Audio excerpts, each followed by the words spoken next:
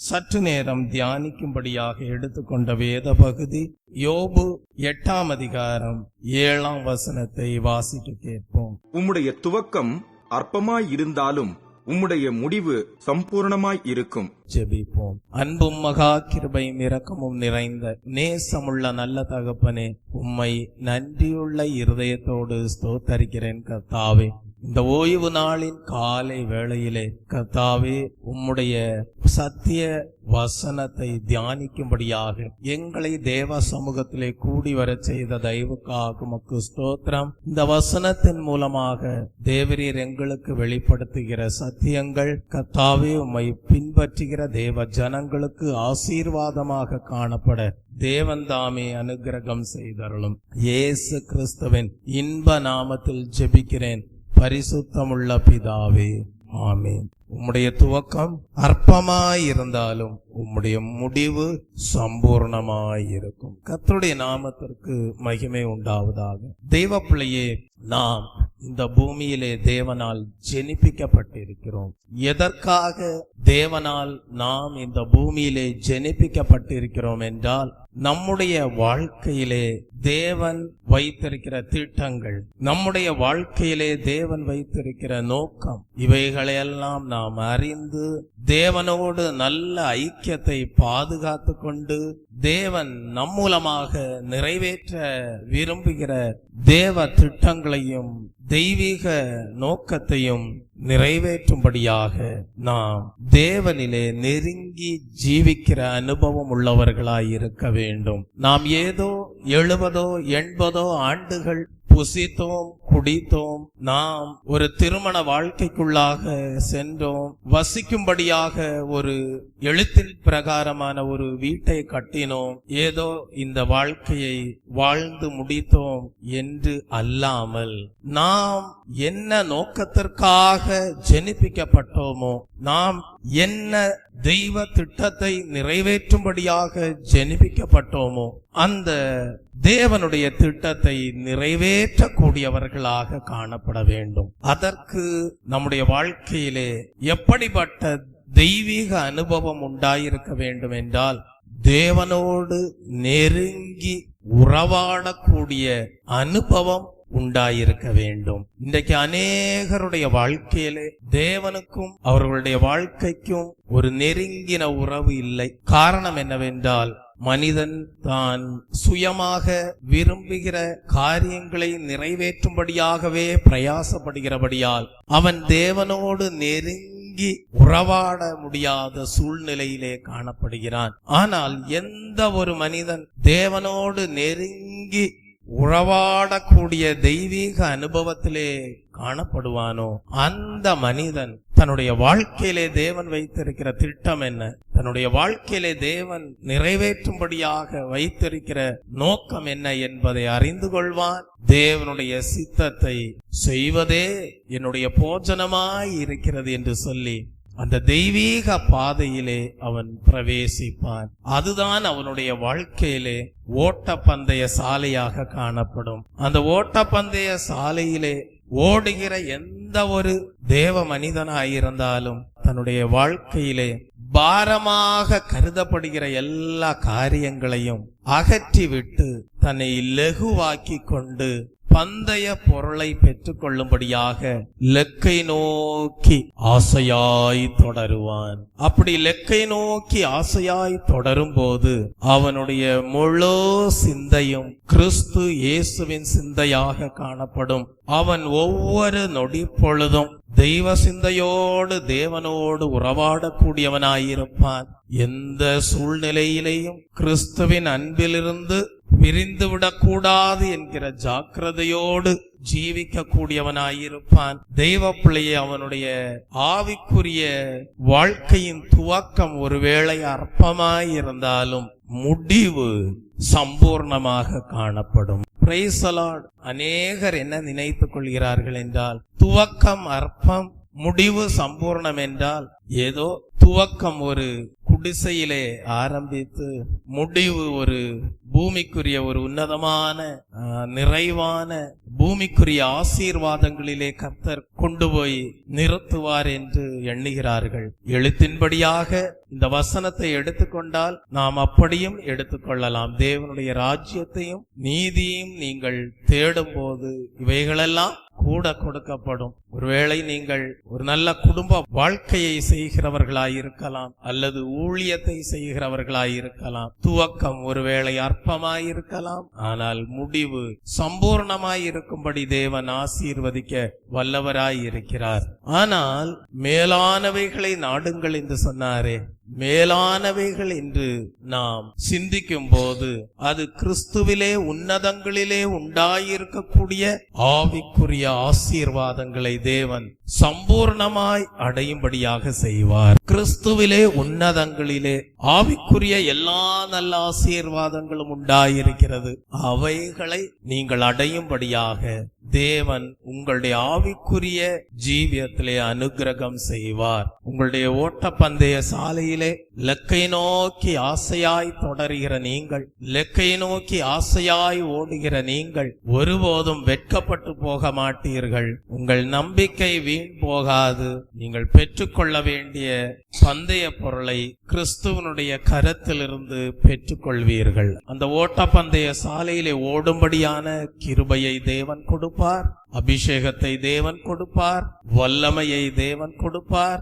சோர்ந்து போகிற வேளைகளிலே சத்துவத்திலே பெருகச் செய்வார். உங்களுடைய எண்ணம் எல்லாம் எப்படி இருக்க வேண்டும் என்றால், கர்த்தாவே, என்னுடைய ஆவிக்குரிய வாழ்க்கையிலே நான் அனுதினமும் ஆவியின் கனிகளை கொடுக்க வேண்டும், அனுதினமும் நீதியின் கனிகளை கொடுக்க வேண்டும், அனுதினமும் பரிசுத்தத்திற்கேற்ற கனிகளை கொடுக்க வேண்டும், அனுதினமும் நற்கிரியைகளாகிய கனிகளை கொடுக்க வேண்டும், அனுதினமும் உதடுகளின் கனியாகிய ஸ்தோத்திர பலிகளை செலுத்த வேண்டும் என்று சொல்லி எப்பொழுதும் தேவன் எதிர்பார்க்கக்கூடிய அருமையான கனிகளை கொடுக்கும்படியாக தேவனோடு உறவாடி கொண்டிருப்பீர்களானால் நிச்சயமாகவே உங்களுடைய ஆரம்பம் அற்பமாயிருந்தாலும் முடிவு சம்பூர்ணமாயிருக்கும். Praise the Lord. ஒரு கேள்வி, எப்படி தேவனோடு உறவாடி கொண்டே இருப்பது?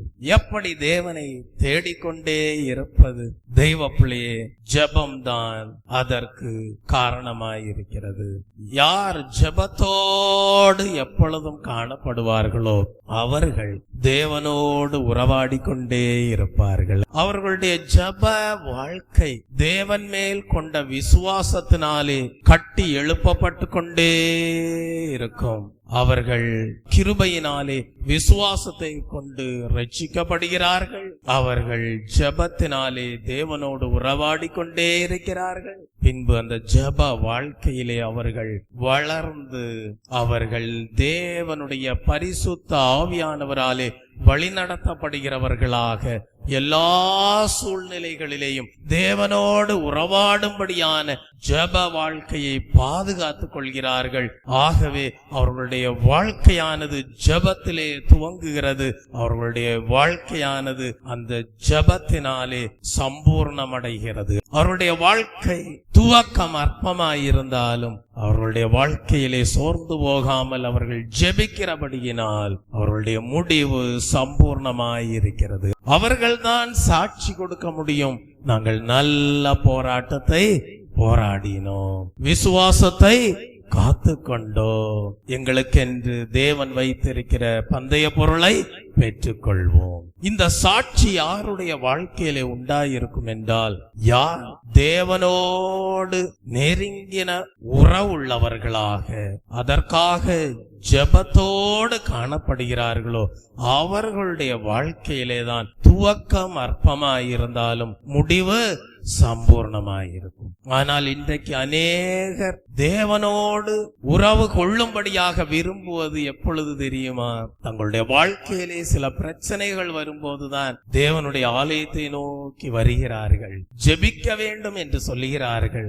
என்ன காரணம் என்று கேட்டால், இன்னென்ன பிரச்சனைகளுக்காக ஜெபியுங்கள் என்று சொல்லுகிறார்கள். அப்படியானால் பிரச்சனைகள் வராத வரைக்கும் அவர்கள் தேவனை நினைப்பதில்லை.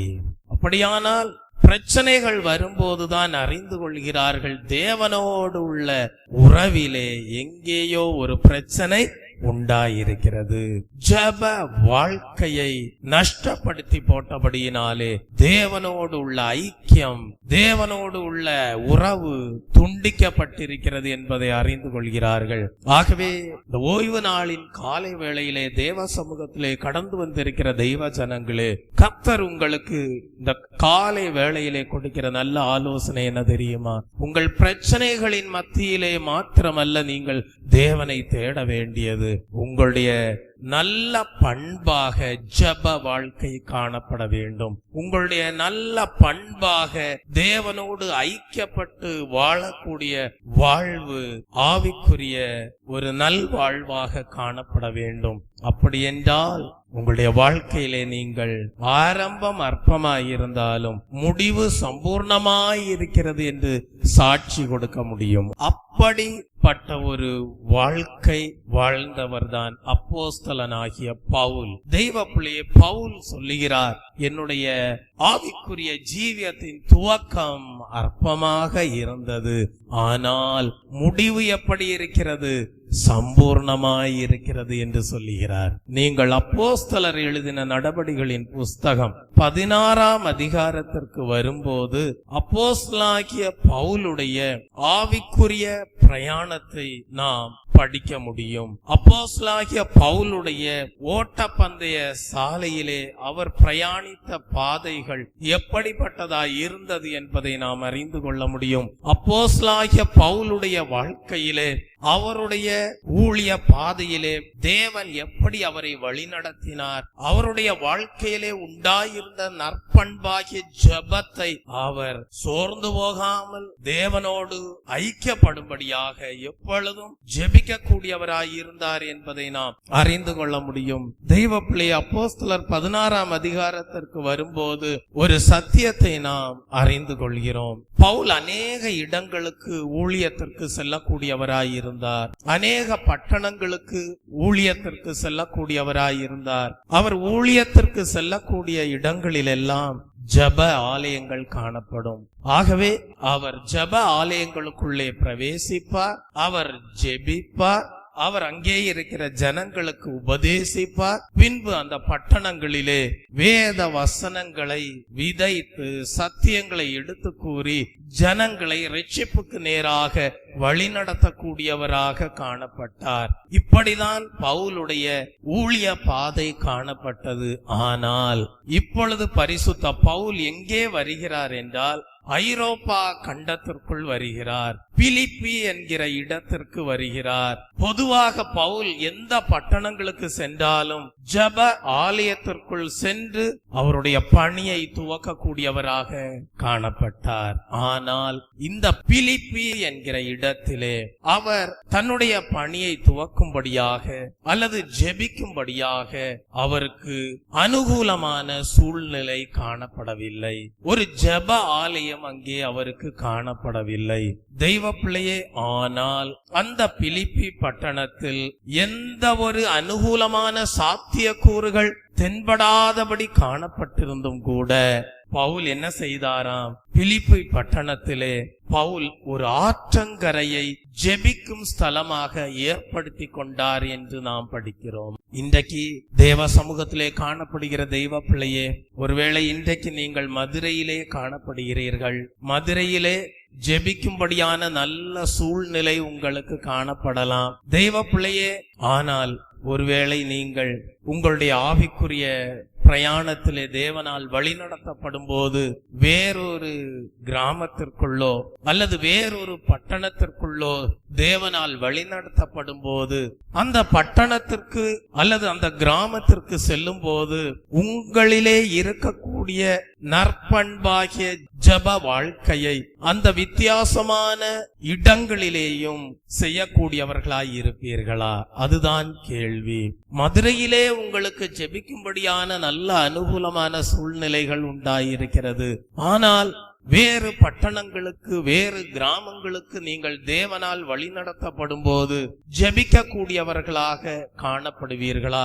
அல்லது நீங்கள் கடந்து செல்கிற பட்டணத்திலே, கிராமத்திலே ஜெபிக்கும்படியான நல்ல சூழ்நிலை இல்லை, ஜெபிக்கும்படியான சாத்தியக்கூறு தென்படவில்லை என்று சொல்லி உங்களிலே உண்டாயிருக்கக்கூடிய நற்பண்பாகிய ஜெப வாழ்க்கையை இழந்து போவீர்களா?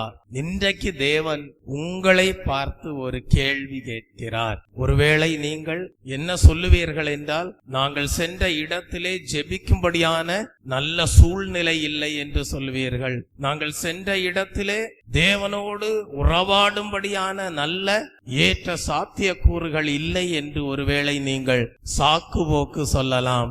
ஆனால் பவுலுடைய வாழ்க்கையை நீங்கள் சற்று உற்று கவனித்து பார்ப்பீர்களானால், அவர் பிலிப்பி என்கிற இடத்திலே ஜெபிக்கும்படியான ஜெப ஆலயம் இல்லாமல் போன போதும் கூட ஒரு ஆற்றங்கரையை ஜெபிக்கும் ஸ்தலமாக ஏற்படுத்தி கொண்டார். தெய்வ பிள்ளையே, அப்படி என்றால் நீங்களும் கூட உங்களுடைய வாழ்க்கையிலே எந்த சூழ்நிலையிலே காணப்பட்டாலும் ஜெபிக்கும்படியான ஒரு சூழ்நிலையை ஏற்படுத்தி கொள்ள முடியும். Praise the Lord. ஸ்தோத்திரம். 13ஆம் வசனத்திற்கு வாருங்கள்.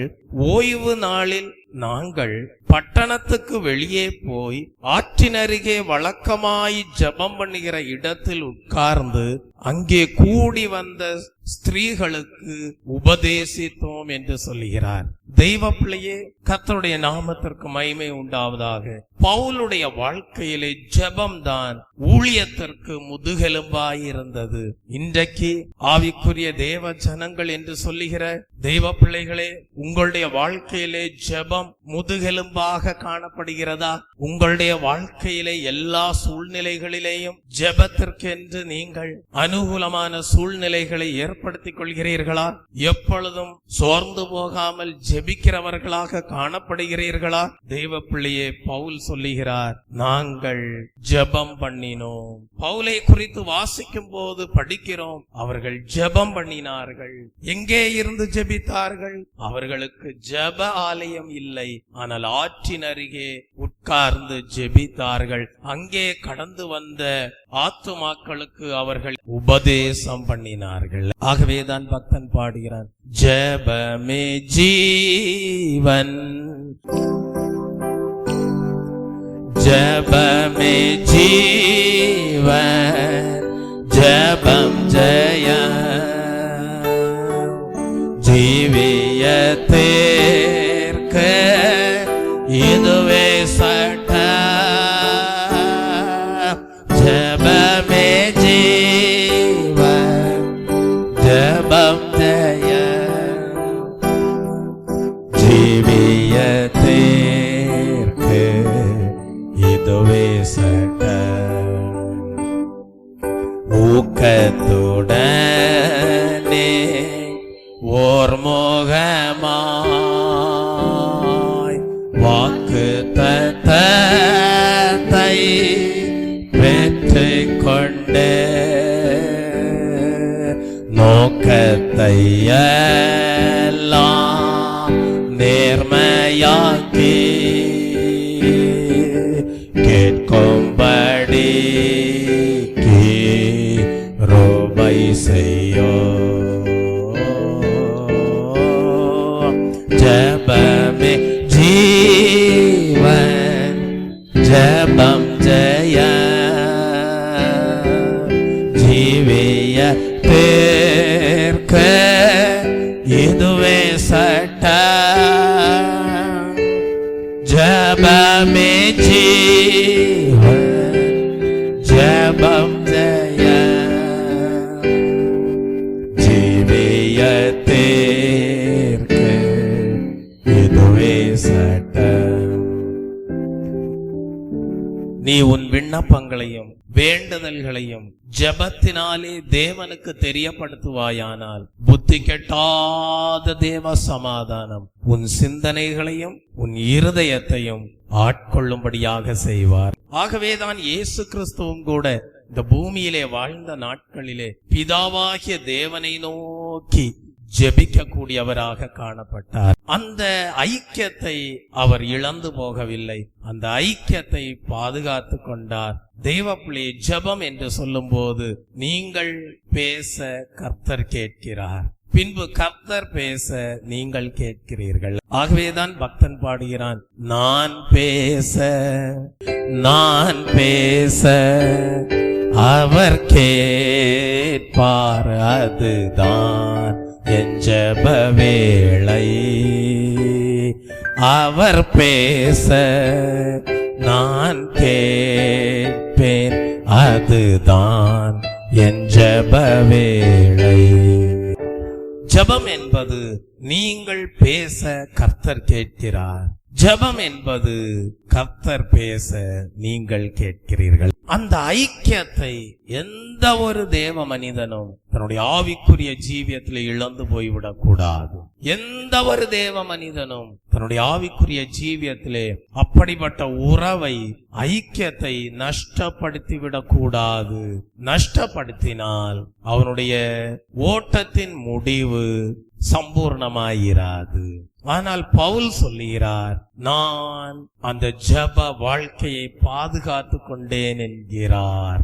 நான் பேச கர்த்தர் கேட்டார், கர்த்தர் பேச நான் கேட்டேன். என்னுடைய துவக்கம் அற்பமாயிருந்தாலும் முடிவு சம்பூர்ணமாயிருந்தது என்கிறார். அப்படியானால் அவர் தன்னுடைய ஊழியத்தின் பாதையிலே தேவனோடு கொண்டிருந்த ஐக்கியத்தை பாதுகாத்து கொண்டார். அதுதான் உண்மையான தேவ பிள்ளையுடைய வாழ்க்கையிலே உண்டாயிருக்க வேண்டிய ஜெப அனுபவமாயிருக்கிறது. பவுலை பாருங்கள், அவர் வேண்டுமென்றால் சாக்கு போக்கு சொல்லி இருக்கலாம். எல்லா இடங்களுக்கும் நான் ஊழியத்திற்கு சென்றேன், அங்கே ஜெப ஆலயங்கள் காணப்பட்டது, நான் உள்ளே பிரவேசித்தேன், ஜெபத்தோடு ஊழியத்தை ஆரம்பித்தேன், உபதேசம் பண்ணினேன், சூழ்நிலைகள் சாதகமாய் இருந்தது என்று பவுல் சொல்லி, ஆனால் இந்த பிலிப்பி பட்டணத்திலே நான் ஜெபிக்கும்படியாக, என்னுடைய ஊழியத்தை ஆரம்பிக்கும்படியாக ஏற்ற அனுகூலமான சூழ்நிலை இல்லை, ஜெப ஆலயம் இல்லை என்று சொல்லி தன்னுடைய நற்பண்பாகிய ஜெப ஜீவியத்தை நஷ்டப்படுத்தி அதற்கான காரணத்தையும் அவர் சொல்லி இருக்கலாம். இப்படி ஒரு ஜெபாலயம் இல்லாதபடியினால் நான் ஜெபிக்காமல் போய்விட்டேன் என்று சொல்லி சாக்கு போக்கு சொல்லி இருக்கலாம். ஆனால் ஜெப ஆலயம் பிலிப்பி என்கிற இடத்தில் இல்லாமல் போன போதும் சாக்கு போக்கு சொல்லவில்லை. தன்னுடைய நற்பண்பாகிய ஜெப வாழ்க்கையை நஷ்டப்படுத்தியும் போடவில்லை. ஒரு ஆற்றங்கரையை தெரிந்து கொண்டார், ஒரு ஆற்றங்கரையை தெரிந்து கொண்டார். அவர் தன்னுடைய ஊழியத்தை ஆற்றங்கரையிலே ஆரம்பித்தார். அதுதான் அற்பமான துவக்கம், ஒரு அற்பமான துவக்கம். ஆகவேதான் பக்தன் பாடுகிறான், அற்பமான ஆரம்பத்தை அசட்டை பண்ணாதே, அற்பமான ஆரம்பத்தை அசட்டை பண்ணாதே, துவங்கினவர் முடித்திடுவார், சொன்னதை செய்திடுவார், துவங்கினவர் முடித்திடுவார், சொன்னதை செய்திடுவார். வாதை வந்த கூடாரத்தை அணுகாது மகனே, பொல்லாப்பு நேரிடாது மகளே, வாதை வந்த கூடாரத்தை அணுகாது மகனே, பொல்லாப்பு நேரிடாது மகளே. துவக்கம் ஒரு ஆற்றங்கரை அருகே. இப்ப என்ன நடக்குது தெரியுமா? அந்த இடத்திலே தியத்தீரா ஊராளும் இரத்தாம்பரம் விற்கிறவளும் தேவனை வணங்குகிறவளுமாகிய லீதியாள் என்னும் பெயருள்ள ஒரு ஸ்திரீ கேட்டுக்கொண்டே இருந்தாள். ஆற்றங்கரை அருகே உட்கார்ந்து ஜெபத்தோடு ஊழியத்தை ஆரம்பித்து அங்கே கூடி வந்த ஜனங்களுக்கு உபதேசம் பண்ணின, தேவனுடைய வார்த்தையை பிரசங்கித்த பவுலுடைய பிரசங்கத்தை லீதியாள் கேட்டுக்கொண்டே இருந்தாள். அவள் தேவனை வணங்குகிறவளாயிருந்தாள். லீதியாளுடைய இருதயம் திறந்திருந்தது. அவளுடைய உள்ளமானது பவுல் பிரசங்கம் பண்ணின வார்த்தைகளை கேட்கும்படியாக திறந்திருந்தது. அப்படியானால் உன்னுடைய வாழ்க்கையிலே ஒரு நல்ல ரட்சிப்பு உண்டாயிருக்க வேண்டுமானால், உன்னுடைய வாழ்க்கையிலே தேவனுடைய வார்த்தைகள் கிரியை செய்ய வேண்டுமானால், உன்னுடைய வாழ்க்கையிலே ஒரு தெய்வீக சம்பூர்ணம் உண்டாக வேண்டுமானால், தேவனுடைய வார்த்தைகளை கேட்கும்படியாக உன் இருதயம் திறந்திருக்க வேண்டும். லீதியாளுடைய இருதயம் பவுல் சொல்லி அவைகளை கவனிக்கும்படியாக திறந்திருந்தது. என்ன நடந்தது? அவளுடைய இருதயம் தேவனுடைய வார்த்தைகளுக்காக திறந்திருந்தபடியால் அவள் தேவனுடைய வார்த்தைகளை ஏற்றுக்கொண்டாள். அவளும் அவளுடைய வீட்டாரும் ஞான ஸ்நானம் பெற்றார்கள். தெய்வ பிள்ளையே, ஆற்றங்கரை அருகே ஊழியம் ஆரம்பிக்கப்படுகிறது. பிலிப்பி என்கிற இடத்திலே ஒரு அற்பமான ஆரம்பம். ஆனால் ஒரு ஆத்துமாவை தேவன் ரட்சிப்புக்குள்ளாக வழி நடத்தினார். லீதியாளுடைய வீட்டார் ரட்சிக்கப்பட்டார்கள். ரட்சிக்கப்பட்ட பிறகு, அவர்கள் ஞான ஸ்நானத்தை பெற்ற பிறகு லீதியாள் என்ன சொல்லுகிறாள்? 15ஆம் வசனத்தின் 2ஆம் பகுதியை வாசிக்கும் போது, நீங்கள் என்னை கர்த்தரிடத்தில் விசுவாசம் உள்ளவள் என்று எண்ணினால் என் வீட்டிலே வந்து தங்கியிருங்கள் என்று எங்களை வருந்தி கேட்டுக்கொண்டாள் என்று படிக்கிறோம். இதுவரைக்கும் பிலிப்பி என்கிற இடத்திலே பவுல் எங்க தங்கினார் என்று தெரியவில்லை. ஆனால் ஆற்றங்கரை அருகே ஊழியத்தை ஆரம்பித்தார். ஆனால் இதோ உனக்கு முன்பாக திறந்த வாசலை வைத்திருக்கிறேன் என்று வாக்குத்தத்தம் பண்ணின தேவன், லீதியாளுடைய உள்ளம் கர்த்தருடைய வார்த்தைகளுக்காக திறக்கப்பட்ட போது அவளுடைய வீட்டு கதவுகளும் அப்போஸ்தலர்களுக்கு திறந்தது. இப்பொழுது லீதியாள் என்ன சொல்லுகிறாள் பாருங்கள். யாராவது இப்படி சொல்லுவாங்களா?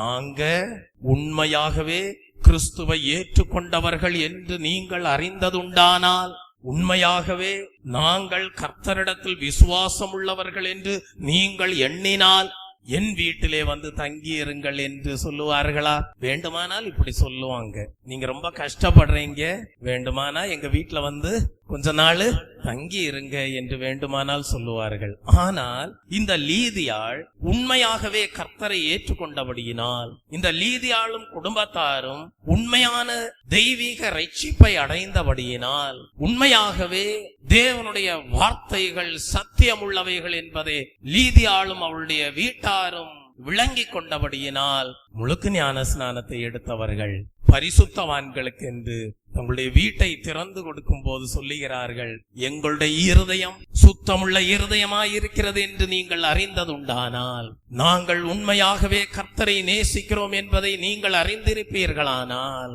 நாங்கள் உண்மையாகவே கிறிஸ்துவின் அடிச்சுவடுகளை பின்பற்றுகிறோம் என்பதை நீங்கள் விளங்கி கொண்டீர்களானால் எங்களுடைய வீட்டிற்குள் வந்து தங்கி இருங்கள் என்று சொல்லுகிறாள். தெய்வ பிள்ளையே, இதுதான் கிருபையும் சத்தியமும் ஒன்றை ஒன்று சந்திக்கிற அனுபவம். Praise the Lord. தெய்வ பிள்ளையே, உண்மையான ரட்சிப்பை அடைந்தவர்கள் உண்மையான பரிசுத்தவான்களை ஏற்றுக்கொள்கிறார்கள். அப்ப லீதியாள் பவுலை ஏற்றுக்கொள்வதற்கு முன்பாக பவுலுடைய இருதயத்துல தன்னை குறித்து எந்த சந்தேகமும் உண்டாயிருக்க கூடாது என்பதை முதலாவதே உறுதிப்படுத்தி கொண்டு வரவேற்கிறாள். தெய்வ பிள்ளையே, எப்படிப்பட்ட சந்தேகம் பவுலுக்கு இருக்கக்கூடாது என்று சொல்லி வரவேற்கிறாள். சிலர் எப்படி இருப்பாங்க? நாங்க இயேசுவை ஏற்றுக்கொண்டோன்னு வாங்க. சிலர் சொல்லுவாங்க, நாங்க ஞான ஸ்நானம் பெற்றுக்கொண்டோம் என்று சொல்லுவார்கள். ஆனால் அதற்கேற்ற ஜீவியம் அவர்களுடைய வாழ்க்கையிலே உண்டாயிராது. அப்படிப்பட்ட இடத்திலே பரிசுத்தவான்களை ஏற்றுக்கொண்டால் அவர்கள் பரிசுத்தவான்களுக்கும் உத்தம ஊழியர்களுக்கும் இடரலாக தான் காணப்படுவார்கள். ஆகவேதான் லீதியாள் முதலாவதே என்ன சொல்லிவிட்டாள்? நாங்கள் கர்த்தரிடத்தில் விசுவாசம் உள்ளவர்கள் என்று நீங்கள் எண்ணினால் என் வீட்டிலே வந்து தங்கி இருங்கள் என்று வருந்தி கேட்டுக்கொண்டாள். தெய்வ பிள்ளையே, நீங்கள் உண்மையாகவே ஊழியர்களை ஏற்றுக்கொள்ளும் போது இப்படிப்பட்ட அனுபவம் உண்டாயிருக்க வேண்டும். கர்த்தரிடத்தில் நல்ல விசுவாசம் உள்ளவர்களாகி நல்ல இரட்சிப்புக்குரிய வாழ்க்கை வாழ்ந்து பின்பு சொல்ல வேண்டும், ஒரு நாள் எங்கள் வீட்டிற்கு வாருங்கள் என்று, தங்கி இருங்கள் என்று, ஊழியத்தை செய்யுங்கள் என்று நீங்கள் சொல்ல வேண்டும். வருமையா போதகரே, வருமையா போதகரே, வந்தமிடம் தங்கீரோ, வருமையா போதகரே, வந்தமிடம் தங்கீரோ, சேரோமையா மந்தியதில், சேரோமையா மந்தியதில், சிறியவரா எங்களிடம், சிறியவரா எங்களிடம். ஆற்றங்கரையிலே ஊழியம் ஆரம்பிக்கிறது. லீதியாளுடைய குடும்பத்தார் ரட்சிக்கப்படுகிறார்கள். ஒரு வரவேற்பு கொடுக்கப்படுகிறது. அந்த வரவேற்பை ஏற்றுக்கொண்டிருப்பார்கள். இப்பொழுது பவுலுக்கு தங்கும்படியாகவும் ஜெபிக்கும்படியாகவும் ஊழியத்தை செய்யும்படியாகவும் ஒரு வீடு காணப்படுகிறது. அந்த வீடுதான் லீதியாளுடைய குடும்பத்தின் வீடு. இந்த ஊழியத்திலே உண்டாயிருக்கக்கூடிய உயர்வை பாருங்கள். ஒரு வீடு தேவனால் அப்போஸ்தலருக்கு ஆயத்தமாகிறது. என்னுடைய வீடு சகல ஜனங்களுக்கும் ஜப வீடு என்னப்படும் என்கிற வார்த்தை நிறைவேறும்படியாக அங்கே லீதியாளுடைய வீடு ஒரு ஜப வீடாக மாறக்கூடிய பாக்கியத்தை தேவன் நல்குகிறார். தெய்வ பிள்ளையே, இப்பொழுது என்ன நடக்கிறது? அப்போஸ்தலனாகிய பவுல் அந்த பிலிப்பி என்கிற இடத்திலே ஊழியத்தை செய்து கொண்டே வருகிறார். ஊழியத்தை செய்து கொண்டு வரும்போது ஒரு பெண் பவுலையும் அவரோடு இருந்த ஊழியக்காரர்களையும் புகழ்ந்து பேசுவதை பார்க்கிறோம். இந்த மனுஷர் உன்னதமான தேவனுடைய ஊழியக்காரர். பவுல் ஊழியம் செய்து கொண்டு வருகிறார். ஒரு பெண் என்ன செய்கிறாள்? புகழ்ந்து பேசுகிறாள். என்னவென்று புகழ்ந்து பேசுகிறாள்? இந்த மனுஷர் உன்னதமான தேவனுடைய ஊழியக்காரர், இரட்சிப்பின் வழியை நமக்கு அறிவிக்கிறவர்கள் என்று சத்தமிட்டாள். தெய்வ பிள்ளையே, வாசித்து பாருங்கள் 16ஆம் வசனத்திலிருந்து. நாங்கள் ஜெபம் பண்ணுகிற இடத்துக்கு போகையில் குறி சொல்ல ஏவுகிற ஆவியை கொண்டிருந்து குறி சொல்லுகிறதினால் தன் எஜமான்களுக்கு மிகுந்த ஆதாயத்தை உண்டாக்கின ஒரு பெண் எங்களுக்கு எதிர்பட்டாள். தெய்வ பிள்ளையே, ஒரு பெண் அந்த பகுதியிலே குறி சொல்லுகிற ஆவியினாலே ஏவப்படுகிற பெண்ணாக காணப்பட்டாள். அவளுடைய வேலை என்னவென்றால், அந்த ஆவியின் ஏவுதலினாலே அவள் சில கிரியைகளை செய்கிறவளாக, அதன் நிமித்தமாக உண்டாகிற ஆதாயத்தை அவளுடைய எஜமான்களுக்கு மிகுந்த ஆதாயமாக கொண்டு சேர்க்கிறவளாக காணப்பட்டாள். இப்படிப்பட்ட ஒரு பெண் தான் இப்பொழுது பவுலுடைய ஊழியத்தை உற்று பார்த்து அவர்கள் உண்மையான தேவனுடைய ஊழியக்காரர்கள் என்றும் அநேகருடைய வாழ்க்கையிலே ரட்சிப்பை ஏற்படுத்துகிறவர் என்றும் பவுலுடைய ஊழியத்தை குறித்தும் பவுல் ஒரு உன்னதமான தேவனுடைய ஊழியக்காரர் என்றும் புகழ்ந்து பேசுகிறாள். இவள் புகழ்ந்து பேசுவதற்கு காரணம் என்ன தெரியுமா? அப்படி புகழ்ந்து பேசுவதனாலே அவளுக்கு ஏதாகிலும் அற்ப ஆதாயம் உண்டானால் அதை கொண்டு போய் அவளுடைய எஜமான்களுக்கு கொண்டு போய் கொடுக்கலாம். அவளுடைய எஜமான்கள் அவள் மேல் பிரியமாயிருப்பார்கள்.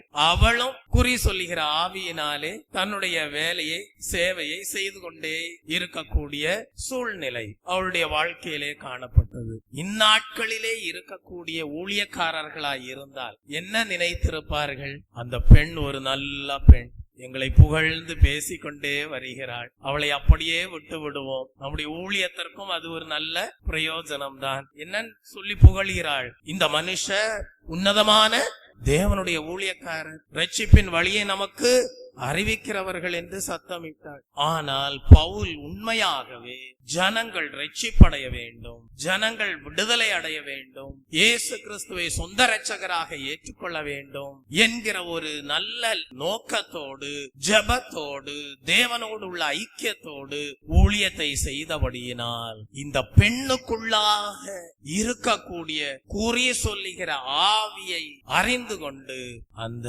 ஆவியை இவளை விட்டு புறப்படும்படியாக இயேசு கிறிஸ்துவின் நாமத்தினாலே கட்டளை கொடுப்பதை பார்க்கிறோம். கட்டளை கொடுத்த போது என்ன நடந்தது? அந்த குறி சொல்லுகிற ஆவி அந்த பெண்ணை விட்டு புறப்பட்டு போனது.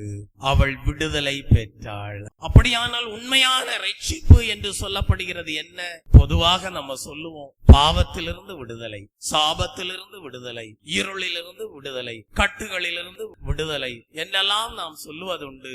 ஆனால் இவைகளுக்கு எல்லாம் மூல காரணமாயிருப்பது என்னவென்றால், தவறான ஆவிகளுக்கு இடம் கொடுத்து வாழுவதுதான் அடிமைத்தனமாயிருக்கிறது.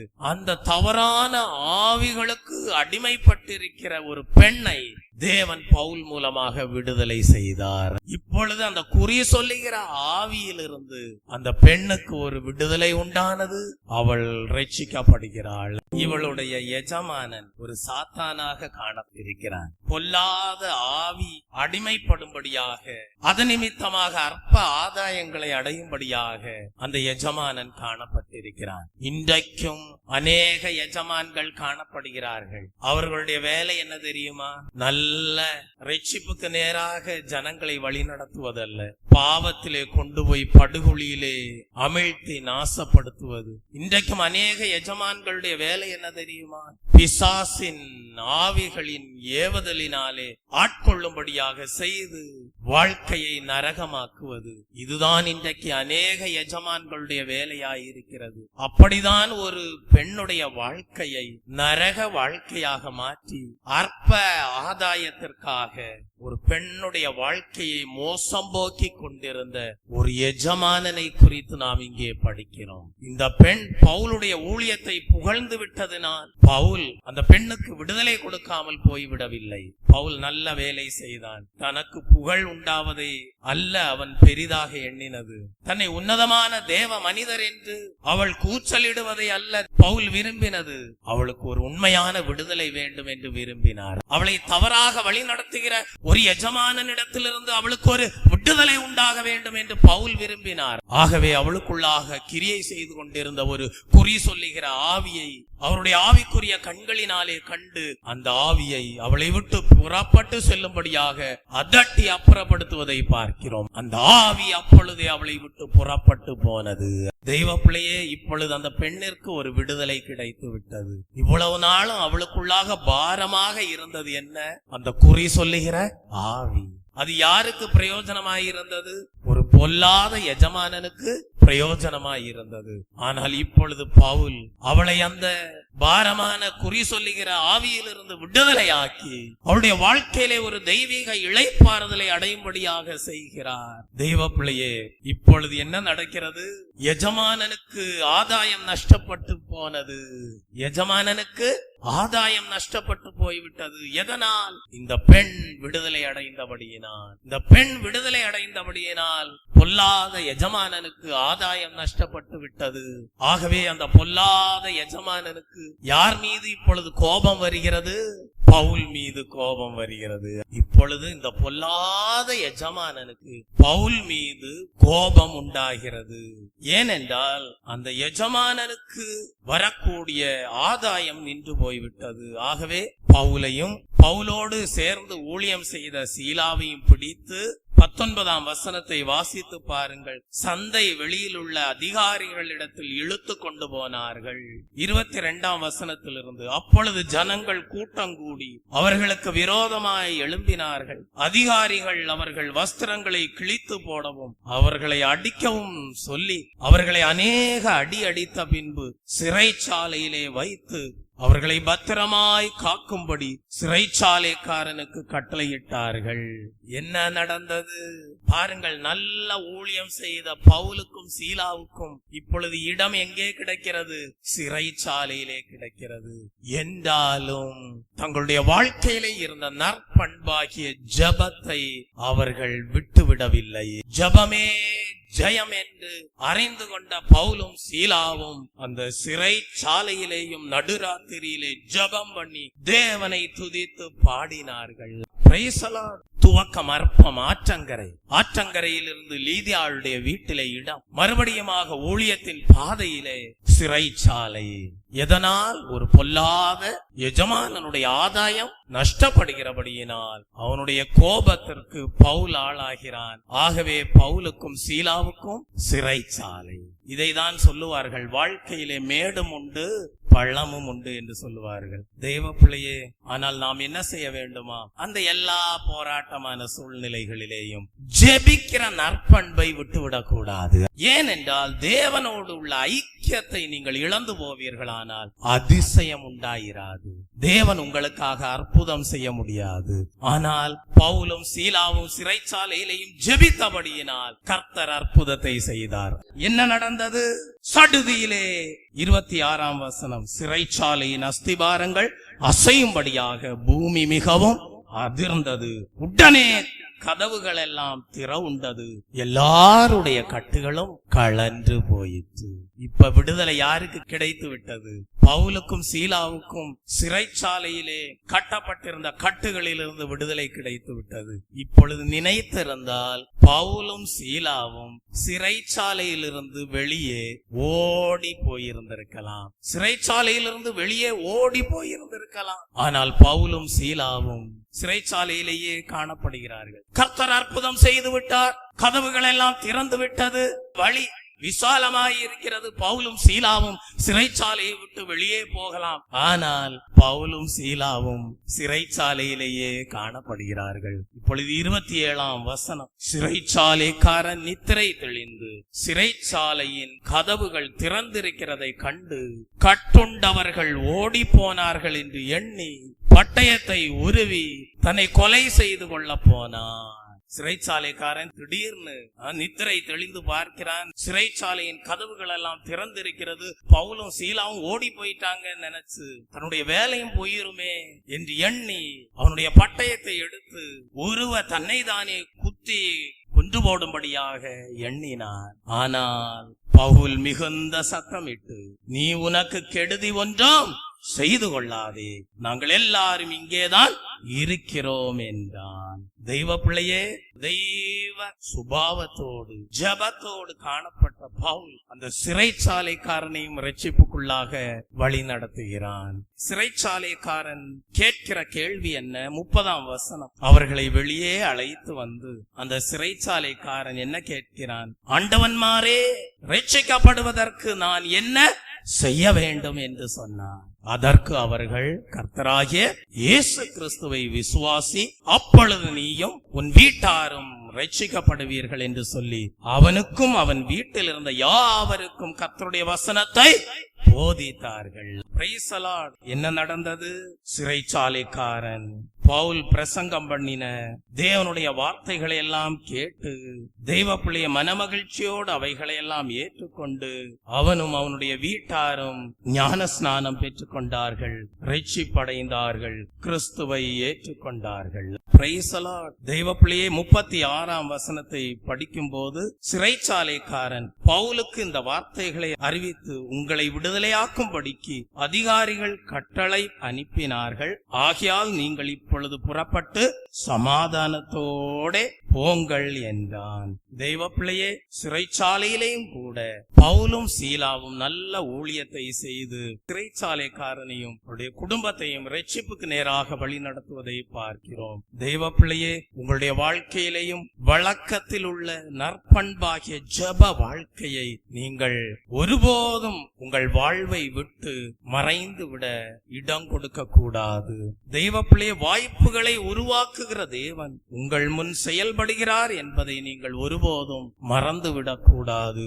ஊழியத்தை திறம்பட செய்யும்படியாக லீதியாளுடைய இல்லத்தை கர்த்தர் திறந்து கொடுத்தார். ஆனாலும் சிறைச்சாலையிலே செல்ல வேண்டிய சூழ்நிலை உண்டான போது, அதுவும் ஒரு பெண்ணுக்கு விடுதலை கொடுத்தது நிமித்தமாக சிறைச்சாலைக்கு செல்ல வேண்டிய சூழ்நிலை வந்த போதும், அந்த கட்டப்பட்ட நிலைமையிலே, அடிக்கப்பட்ட நிலைமையிலே, பவுலுடைய வஸ்திரங்கள் எல்லாம் கிழிக்கப்பட்ட நிலைமையிலே, அந்த வாடின நிலைமையிலேயும் ஜெபத்தை அவர்கள் செய்யாமல் விட்டுவிடவில்லை. ஜெபம்தான் ஜீவன், ஜெபம்தான் ஜெயம் என்று சொல்லி ஜெபிக்கிறவர்களாக காணப்பட்டார்கள். என்ன நடந்தது? வாடின நிலையிலும் தேவனுடைய வார்த்தை என்னும் மன்னாவை பகிர்ந்தளிக்க பவுல் சிறைச்சாலையிலேயும் மறந்து விடவில்லை. தெய்வ பிள்ளையே, ஆகவேதான் 31, 32 வசனங்களிலே வாசிக்கிறோம், சிறைச்சாலைக்காரனுக்கும் அவன் வீட்டில் இருந்த யாவருக்கும் கர்த்தருடைய வசனத்தை போதித்தார்கள் என்று படிக்கிறோம். தெய்வ பிள்ளையே, அப்படியானால் 33ஆம் வசனத்திலே படிக்கிறோம், மேலும் ராத்திரியில் அந்நேரத்தில் தானே அவன் அவர்களை அழைத்து கொண்டு போய் அவர்களுடைய காயங்களை கழுவினான். அவனும் அவனுடையவர்கள் அனைவரும் உடனே ஞான ஸ்நானம் பெற்றார்கள். பாருங்கள், சிறைச்சாலைக்காரனும் தேவப்பிள்ளை அவனுடையவர்களும் அனைவரும் ஞான ஸ்நானம் பெற்றார்கள். நீதியின் பாதையிலே அவர் நீதம் நம்மை நடத்துகிறார். எது வந்த போதும் மாறாத என்ப பொது வாழ்வை தருகிறார். எது வந்த போதும் மாறாத என்ப பொது வாழ்வை தருகின்றாரே. கர்த்தாவின் ஜனமே கைத்தாளமுடனே களிகோர்ந்து கீதம் பாடு. சாலேமின் ராஜா நம் சொந்தமான சங்கீதம் பாடியாடு. அல்லேலூயா, அல்லேலூயா, அல்லேலூயா, அல்லேலூயா, அல்லேலூயா, அல்லேலூயா, அல்லேலூயா, அல்லேலூயா. அற்பமான செயல்களை செய்து வந்த அந்த பெண்ணை விடுதலையாக்க பவுல் மறந்து விடவில்லை. நீங்களும் உண்மையான ஊழியத்தை செய்வீர்களானால் அற்பமான புகழ்ச்சியை நீங்கள் அனுமதிக்க மாட்டீர்கள். நீங்களும் மெய்யாகவே கிறிஸ்துவுக்கு நல்ல சேவை செய்கிற ஊழியர்களாயிருந்தால் நீங்களும் அற்பமான புகழ்ச்சியை அனுமதிக்க மாட்டீர்கள். ஆனால் ஒன்று செய்வீர்கள், ஒவ்வொரு ஆத்துமாவுக்குள்ளாகவும் கிரியை செய்கிற ஆவி எப்படிப்பட்ட ஆவி என்று அறிந்து கொண்டு அவைகளில் இருந்தெல்லாம் விடுதலை கொடுக்கக்கூடியவர்களாய் இருப்பீர்கள். ரட்சிப்புக்கு நேராக நீதியின் பாதையிலே வழிநடத்தக்கூடியவர்களாய் இருப்பீர்கள். நீதியின் பாதையிலே அநேகரை வழிநடத்துகிற நட்சத்திரங்களாக பிரகாசிப்பீர்கள். ஆகவே வாழ்க்கையிலே அற்பமான செயல்களை செய்வோரை தேவ வல்லமைக்கு ஒப்புவிக்க நீங்கள் மறந்துவிடக் கூடாது. உன்னதமான தேவனுடைய ஊழியக்காரர் என்று புகழ்ந்த அந்த பெண்ணை, அந்த அற்பமான செயலை செய்து வந்த அந்த பெண்ணை தேவ வல்லமைக்கு ஒப்புவிக்க பவுல் மறந்து விடவில்லை. விடுதலையை கொடுத்தார். தேவ வல்லமைக்கு நேராக அவளை வழி நடத்தினார். இப்பொழுது என்ன நடக்குது தெரியுமா? கடைசியா யாரெல்லாம் பவுலையும் சீலாவையும் வாதித்தார்களோ அவர்களே பவுலையும் சீலாவையும் வாழ்த்துகிறார்கள். சிறைச்சாலையிலே அடிக்கப்பட்டார்கள், சிறைச்சாலையிலே வஸ்திரங்கள் கிழிக்கப்பட்டது, சிறைச்சாலையிலே கட்டப்பட்டார்கள். ஆனால் சிறைச்சாலையிலேயும் ஜபம், சிறைச்சாலையிலேயும் துதி ஸ்தோத்திர பலிகள், சிறைச்சாலையிலேயும் நல்ல ஊழியம். சிறைச்சாலைக்காரனும் குடும்பத்தாரும் ரட்சிக்கப்பட்டார்கள், ஞான ஸ்நானம் பெற்றார்கள். இப்பொழுது என்ன நடக்கிறது? அடித்தவர்களே வாழ்த்துகிறார்கள், வஸ்திரங்களை கிழித்தவர்களே வாழ்த்து வாழ்த்துகிறார்கள். யார் பவுலையும் சீலாவையும் கட்டினார்களோ அவர்களே வாழ்த்துகிறார்கள். தெய்வ பிள்ளையே, 38 39 வசனங்கள். சேவகர் இந்த வார்த்தைகளை அதிகாரிகளுக்கு அறிவித்தார்கள். ரோமராயிருக்கிறார்கள் என்று அவர்கள் கேட்ட பொழுது பயந்து வந்து அவர்களுடனே தயவாய் பேசி, இப்பொழுது எப்படி பேசுறாங்க?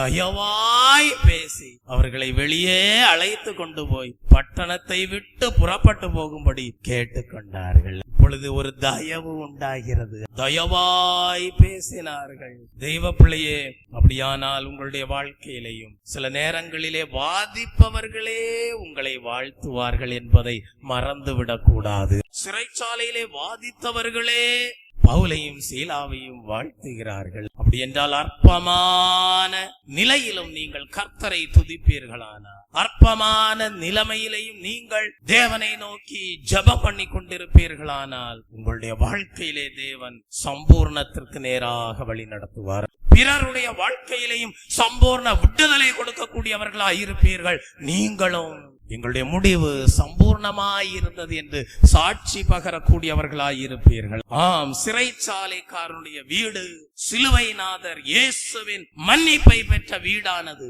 Praise the Lord. உங்களுடைய ஆவிக்குரிய வாழ்க்கை எப்படி இருக்கிறது? ஜெபிக்கக்கூடிய சரியான சூழ்நிலை இல்லை என்று சொல்லி சாக்கு போக்கு சொல்லிக் கொண்டிருக்கிறீர்களா? தேவனை துதிக்க அதற்கேற்ற சாத்தியக்கூறுகள் சூழ்நிலைகள் இல்லை என்று சொல்லி முறுமுறுத்துக் கொண்டிருக்கிறீர்களா? சாக்கு போக்கு சொல்லிக் கொண்டிருக்கிறீர்களா? இந்த காலை வேளையிலே கர்த்தர் உங்களுக்கு முன்பாக அப்போஸ்தலனாகிய பவுலை நிறுத்துகிறார். ஜெப ஆலயம் இல்லாத போது ஆற்றங்கரையை தெரிந்து கொண்டார். ஆற்றங்கரையிலேயும் ஜெபித்தார். ஒரு அருமையான விசுவாசி வீட்டை திறந்து கொடுக்கிறார். அந்த வீட்டிலே இருந்தும் ஊழியத்தை செய்கிறார். அந்த பட்டணத்தின் அநேக பகுதிகளுக்கு செல்கிறார். தவறான ஆவிகளினாலே ஏவப்பட்டு கொண்டிருக்கிறவர்களை விடுதலையாக்குகிறார். விடுதலையாக்கும் போது பிரதிபலனாக சிறைச்சாலையிலேயும் ஜெபிக்கிறார். சிறைச்சாலையிலேயும் துதிக்கிறார். இதிலிருந்து நீங்கள் அறிந்து கொள்ளக்கூடிய சத்தியம் என்ன? பவுல் தன்னுடைய வாழ்க்கையில் இருந்த நற்பண்பாகிய ஜெப வாழ்க்கையை எல்லா சூழ்நிலையிலையும் விட்டுவிடவில்லை. அதனால் அவருடைய வாழ்க்கையிலே துவக்கம் அற்பமாயிருந்தாலும் முடிவு சம்பூர்ணமாயிருந்தது. முடிவு எப்படி சம்பூர்ணமாயிருந்தது?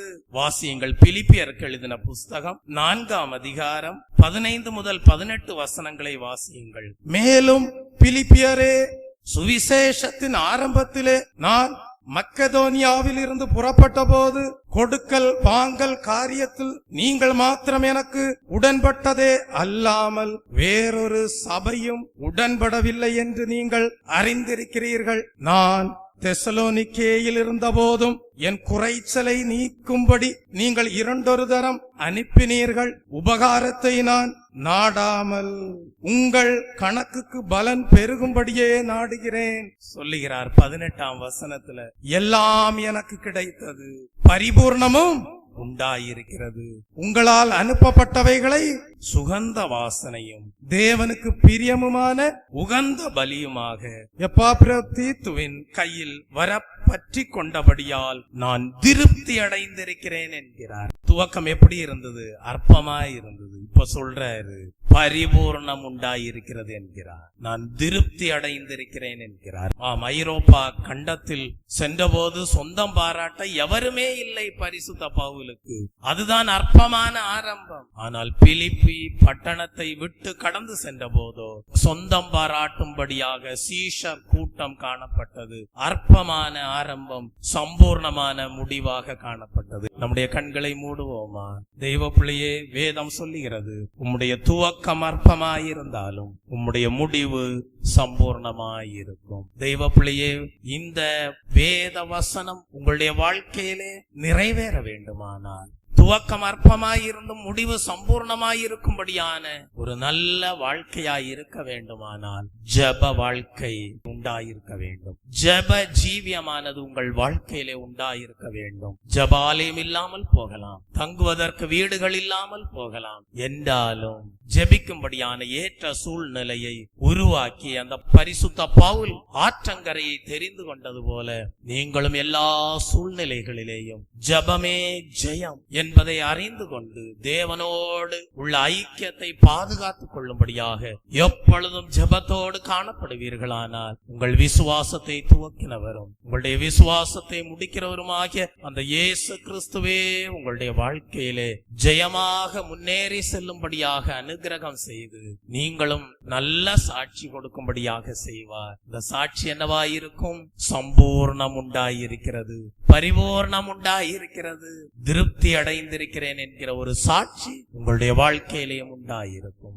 அநேகரை ரட்சிப்புக்குள்ளாக வழி நடத்தி இருப்பீர்கள். அதற்கு உங்கள் ஆவிக்குரிய வாழ்க்கையிலே முதுகெலும்பாய் இருந்தது ஜெப வாழ்க்கையாயிருந்திருக்கும். இந்த வருடத்தின் கடைசி ஓய்வு நாளிலே நாம் தேவ சமூகத்திலே கூடி வந்திருக்கிறோம். கர்த்தர் உங்களுக்கு ஒரு நல்ல அறிவுரையை கொடுக்கிறார். எல்லா சூழ்நிலையிலையும் ஜெபத்தோடு காணப்படுங்கள். தேவனுடைய பரிசுத்த ஆவியானவராலே வழி நடத்தப்படுங்கள். பிசாசின் பிடியில் இருக்கிற ஜனங்களை விடுதலை ஆக்குங்கள். உங்களுடைய வாழ்க்கையின் துவக்கம் அற்பமாய் இருந்தாலும் முடிவு பரிபூர்ணமாக திருப்தியுள்ளதாக காணப்படும்படியாக கர்த்தர் கிருபை நல்குவார். தேவனால் கூடாத காரியம் ஒன்றுமில்லை. சோர்ந்து போகாமல் ஜெபிக்கும் போது கர்த்தர் தம்முடைய பகுதியிலிருந்து செய்ய வேண்டிய சம்பூர்ணமான திருப்தி அடையக்கூடிய காரியங்களை உங்கள் வாழ்க்கையிலே நிறைவேற்றுவார். உங்களுடைய ஊழியங்கள் வெற்றிகரமாக காணப்படும். எல்லாரும் எழும்பி நிற்போமா? சேனைகளின் தேவன்,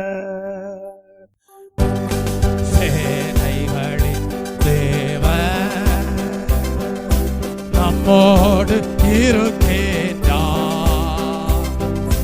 நல்லவர், அவர் வல்லவர், அடைக்கலமானவர்,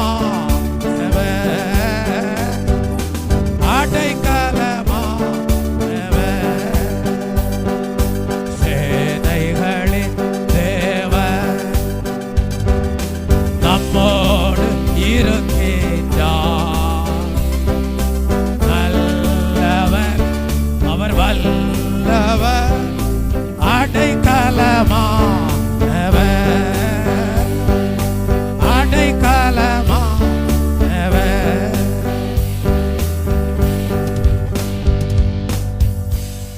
சபையோரே நாம் எழும்பிடுவோம், வசனத்தை பிடித்திடுவோம். சபையோரே நாம் எழும்பிடுவோம், வசனத்தை பிடித்திடுவோம். வென்றிடுவோம், சென்றிடுவோம், ஊழியம் செய்திடுவோம், ஊழியம் செய்திடுவோம். வென்றிடுவோம், சென்றிடுவோம், ஊழியம் செய்திடுவோம், ஊழியம் செய்திடுவோம். சேனைகளின் தேவன் நம்மோடு இருக்கின்றார். நல்லவர், அவர் வல்லவர், அடைக்கலமானவர், அடைக்கலமானவர். சேனைகளின் தேவன் நம்மோடு இருக்கின்றார். நல்லவர், அவர் வல்லவர், அடைக்கலமானவர், அடைக்கலமானவர்.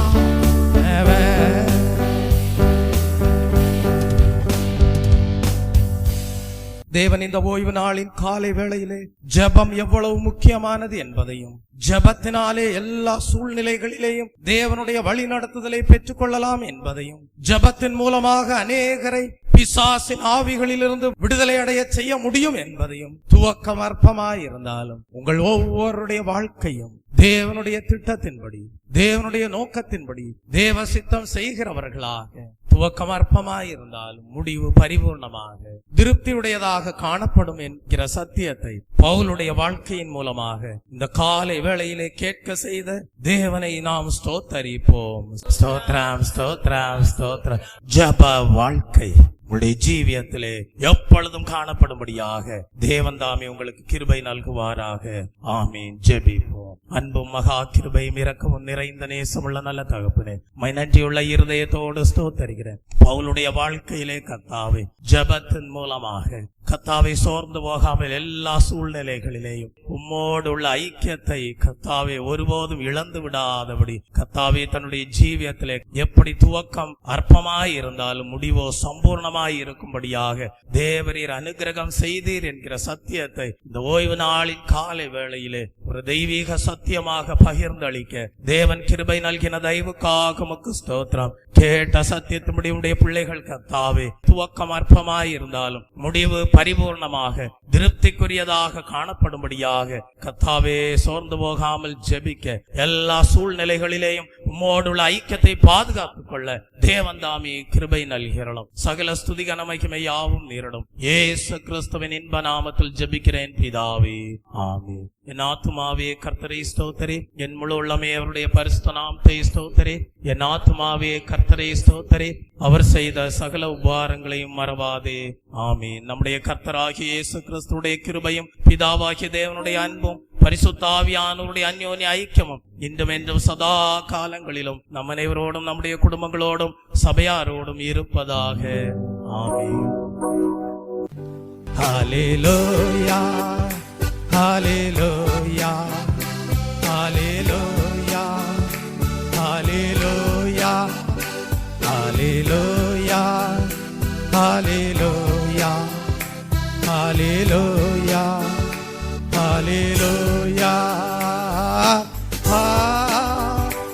ஹல்லேலூயா, ஹல்லேலூயா,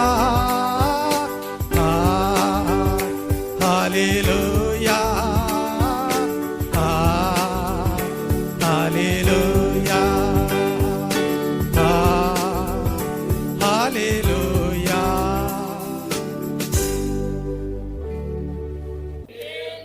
கர்த்ததாமே கேட்ட சத்தியத்தின்படி ஜெப வாழ்க்கையின் மூலமாக சோர்ந்து போகாமல் ஜெபிப்பதின் மூலமாக உங்களுடைய அற்பமான ஆரம்பம் பரிபூர்ணமாக திருப்திக்குரியதாக சாட்சிக்குரியதாக காணப்பட தேவன் தாமே அனுக்கிரகம் செய்வாராக. ஆமென்.